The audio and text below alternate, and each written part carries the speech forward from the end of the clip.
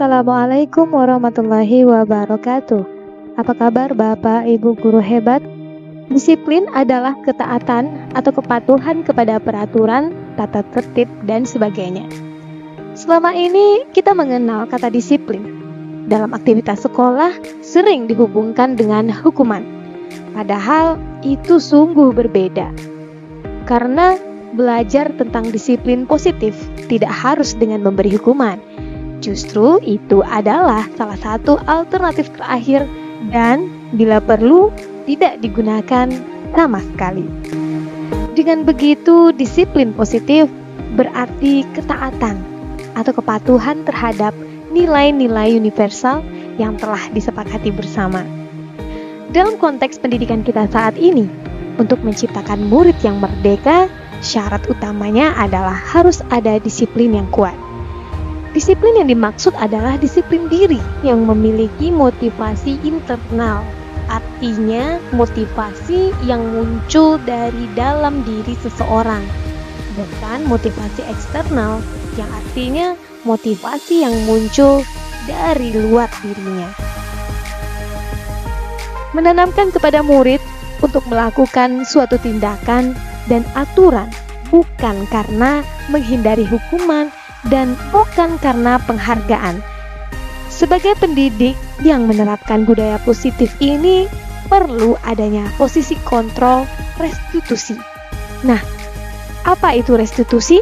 Restitusi adalah proses menciptakan kondisi bagi murid untuk memperbaiki kesalahan mereka sehingga mereka bisa kembali pada kelompok mereka dengan karakter yang lebih kuat. Melalui riset ada 5 posisi kontrol yang dilakukan oleh guru dalam mengendalikan kesalahan murid, yaitu yang pertama sebagai penghukum, yang kedua sebagai pembuat merasa bersalah, yang ketiga sebagai teman, yang keempat sebagai pemantau, dan yang kelima adalah sebagai manajer. Kira-kira mana posisi kontrol yang sering Bapak Ibu lakukan? Sejatinya manusia memiliki 5 kebutuhan dasar yang mesti dipenuhi.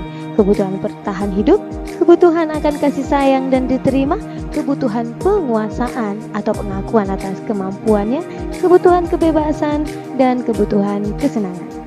Nah, apabila ada salah satunya tidak terpenuhi, maka akan muncul pergolakan dalam dirinya agar kebutuhannya terpenuhi.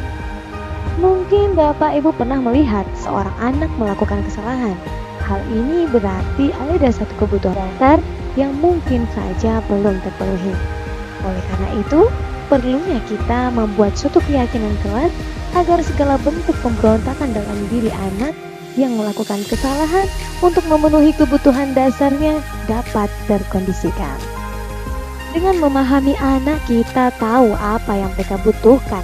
Dan siapapun, tidak hanya anak, bahkan kita orang dewasa pasti punya alasan mengapa melakukan sesuatu, dan terkadang yang kita lakukan itu tidak sesuai dengan kesepakatan atau bisa juga disebut sebagai keyakinan yang telah dibuat secara bersama. Dan begitu juga dengan anak, pasti punya alasan tertentu mengapa mereka melakukan suatu kesalahan. Nah, suatu langkah yang bisa kita terapkan dalam menerapkan disiplin positif tanpa melukai hati murid-murid kita dan secara tidak langsung kita memenuhi kebutuhan mereka, yaitu dengan langkah segitiga restitusi.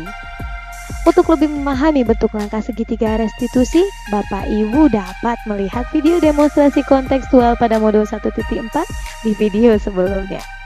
Setelah menerapkan langkah ini, saya merasakan kebahagiaan dalam diri saya karena telah memenuhi tugas dan peran saya yang memberikan pembelajaran berpihak kepada murid sesuai dengan yang disampaikan oleh Ki Hajar Dewantara.